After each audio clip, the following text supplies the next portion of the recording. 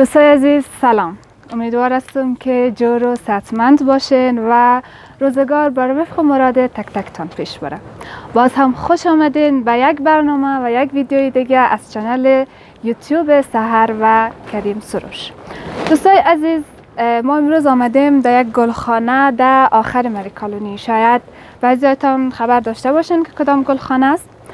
خب برای اونایی که خبر ندارن، ما اینجا آمدیم در گلخانه ببینیم که گلخانه چه چیزایی را کشت میکنن، محصولاتشان چی هست و بعضی از سوالات دیگه که ما در ذهن خودم هست و مطمئن هستم که در ذهن شما بینندم هم هست.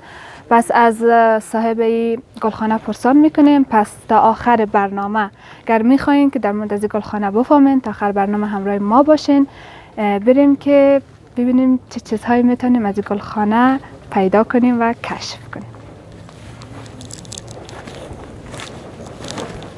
خب دوستای عزیز، ما آمدیم در داخل از این گلخانه، دمی پیش آمدیم. باز همراه مالک از این گلخانه ما یک چند صحبت داریم که صاحب از این گلخانه اینجا حضور دارن.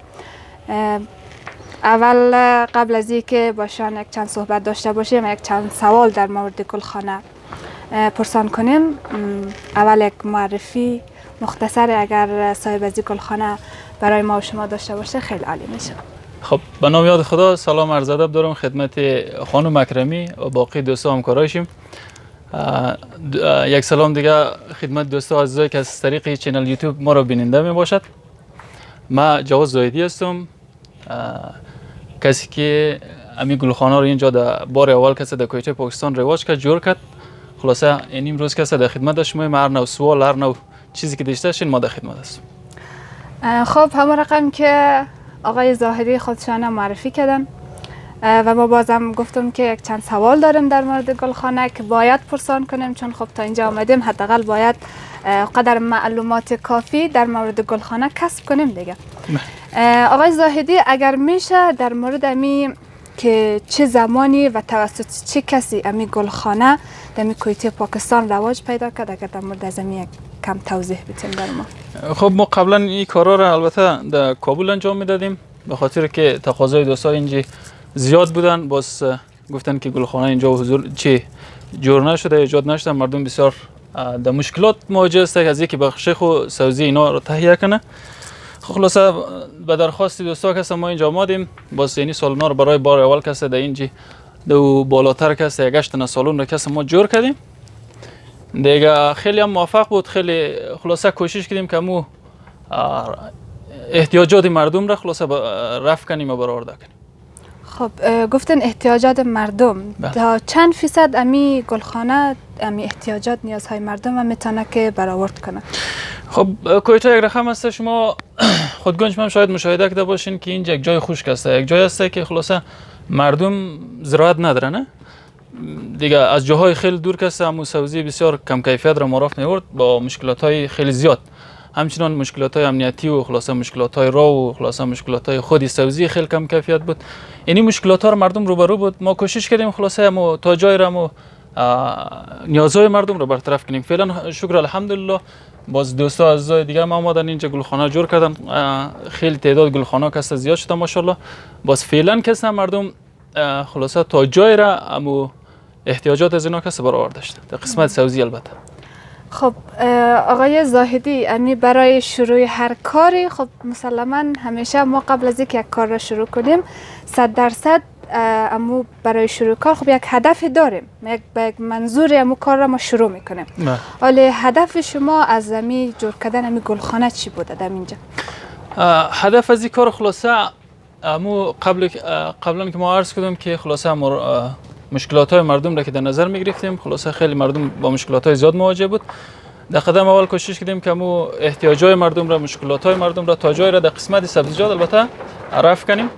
خب قسمت دوم شه طبعا چی است؟ یک نوع جنبه چی داره؟ اقتصادی دیگه، بخش خود شخص کسی که جور مونه نه؟ یعنی می بود دیگه. خب دیگه خب مثلا اینجا کارگر هم دارن دیگه 100%. اینجا تقریبا یعنی سال اول 8 تا سالون بود. این 3 سال پیش شروع از گلخانات توسط خود از ما، البته شریکم داشتم به نام حکیم ایدری بود. دیگه هر سالون تقریبا یک دانه کارگر کس لازمه. فعلا اینجا 60 دانه سالونه، خلاصه یک 60 نفر مصروف امزی گلخانه شده شکر. خلاصه یک رقم اینجا یک نوع زمینه کاری کسته بخش دوستا عزیزا که نیازمند بودن مهیا شده. خب آقای زاهدی، اگر در مورد پروسه کشت و برداشت از این محصولاتتان یک توضیح مختصر بر ما بتین خیلی خوشحال میشیم. خواهش می‌کنم. امی در قدم اول امرخم که مشاهدن اینمی اسکلت ازی کسته جور میشه از چوب. خلاصه ما از چوب جور کردیم. اکثریت اگر معیاری جور کنی از چی جور نه آهن جور مونه. اینا را دیگه ایر فعلا گلخانه رو 12 در 30 یا 40 یا 50 اویش اختیاری است. هر قدر زمین که چی بود در اندازه زمین کسته جور مونه. و اسکلت ازی که آماده شد باز ما روی خود کیشت ازی روی کیشت ازی اول جویار کسته جور مونه. پایفای قطره شما در تصویر فکر نو مشاهده مونین که نمونین. خلاصه سیستم قطره‌ای که است آب هم کم مصرف نه دیگه. یک خوبی از این آب کم مصرف نه دیگه. خوبی از این که خلاصه علفای هرزه زیاد اینجا رشد نمونه نه. به خاطر که امو قسمتی که آب نیاز است فقط امو قسمت آب مخوره. خب زمانی که تخمای زیر آماده کردیم کشت کردیم اون دمو سیستم قطره‌ای که است ما که آب دیدم ماریم یک روز در میان البته آب مخوره. مدت هر سالون یک نیم ساعت خلاصه همونطور آب مخرر سالون. خب باز یک مرحله دو مرحله که سه خاک دیده میشه. بعد از او تقریبا مدت 40 تا 45 روز ری که سراسیل میه. زمانی که سراسیل ما خلاصه کدای کیمیایی است دیگه تقریبا دیگه نموتر برداشت کردم موریم. اگر یه پیش نفر خراب نشونه خلاصه امز اولی بار که ما کشت مونیم تا خزان را خلاصه یه اصیل دیده موره. اگر نفر تخصصی باشه نفر یاد داشته باشه. البته اینجا کویتا یک ذره هوا کسته گرم است زیاد مناسب گلخانه نیه.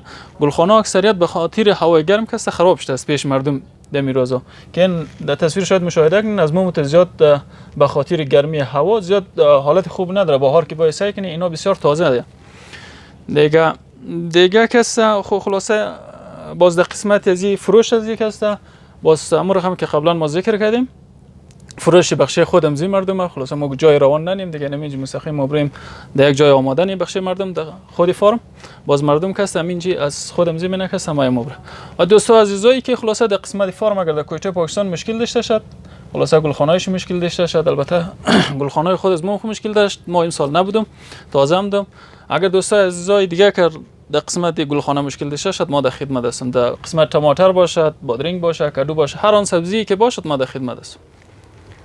خب دوستای عزیز رقم که آقای زاهدی بر ما توضیح دادن و آقای زاهدی بسیار یک جوان با استعداد هستند بسیار پر انگیزه. واقعا ساختن یک گلخانه در یک همچین محیطی یک انگیزه و یک انرژی خیلی بالا میخواد.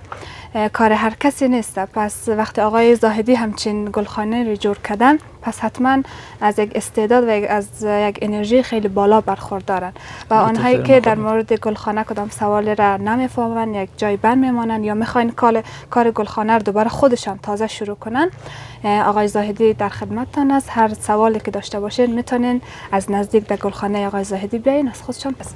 خب دوستای عزیز دیگه اما رقم که آقای زاهدی گفتن در اینجا کارگر هست یعنی از طریق از این گلخانه هم میتونن که نیازهایی که در بخش سبزیجات مردم کویت پاکستان داره هم میتونن اینا رو تأمین کنن و هم یک سری از کسایی که بیکار هستن اونا رو سر کار گرفتن میتونن اینجا بیاین کار کنن مردمایی که بیکار هستن دیگه. ای بود تماما در مورد از امی گلخانه ای که چند قسمت داره ای گلخانه. و یک سوال دیگه نگفتن همون آقای زاهدی که امی گلخانه چه چیزایی در اینجا کشت میکنن از امی کشت و برداشتش اگر یک توضیح مختصر اگر بر ما بگید. خب خانم اکرمی ما کوشش می‌کنیم خلاصه چیزی که مردم نیاز داره امور اینجا کشت کنیم چیزی که مردم نیاز دارن. خب اینجا متاسفانه زراعت نیه. مردم ما را خیلی از جاهای دور اگه شنیده شین از آزارگنجی قبلا مرافت سبزی میورد. حال فعلا شکر الحمدلله همینجا بله خانه کسه ما و باقی دوستایی که اینجا گلخانه جور کردن تا جای را تانستیم مشکلات های مردم را رفع کنیم.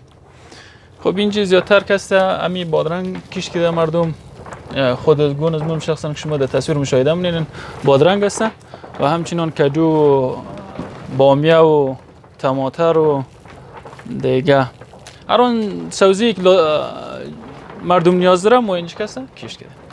درست است. خب دوستان عزیز دیگه همه رقم که خودتان دیدین، شاهد بودین و شنیدین. ما امروز در گلخانه آمدیم. اینجا گلخانه بادرنگ است، دیگه تماتر است، کدو است و آقای زاهدی بسیار یک توضیحات خیلی عالی و مختصر را بر ما دادن که در اینجا چند نفر کار میکنن، دیگه چه تعداد امی نیازهای مردم تامین میشه و چه تعداد در اینجا بخش داره می گلخانهشان. این بود از برنامه امروز ما دوستای عزیز. امیدوار هستم که باز هم این برنامه باعث شده باشه که شما مشتاق دیدن از این گلخانه شده باشین، که بیاین از این گلخانه بازدید کنین و بازم اگر خودتان کدام سوالاتی داشتین میتونین از صاحبشان آقای زاهدی پرسان کنین. و دلیل این ویدیو جور کردن ما بود که مردم عزیز ما با امی گلخانه‌ای که اینجا هست آشنا شوند که چه محصولاتی در اینجا وجود داره، چه چیزهایی کاشت میشه، برداشت میشه و چه فایده هایی برای مردم داره. یعنی تنها فایده فقط برای خود آقای زاهدی خود نیست، برای مردم هم هست. به دلیل امی ما امروز این ویدیو رو جور کردیم. دیگه این بود آخر ویدیو. از همراهی تک تک تان بسیار زیاد تشکر، جهان سپاس. تا ویدیوی بعدی شما رو به الله پاک میسپارم.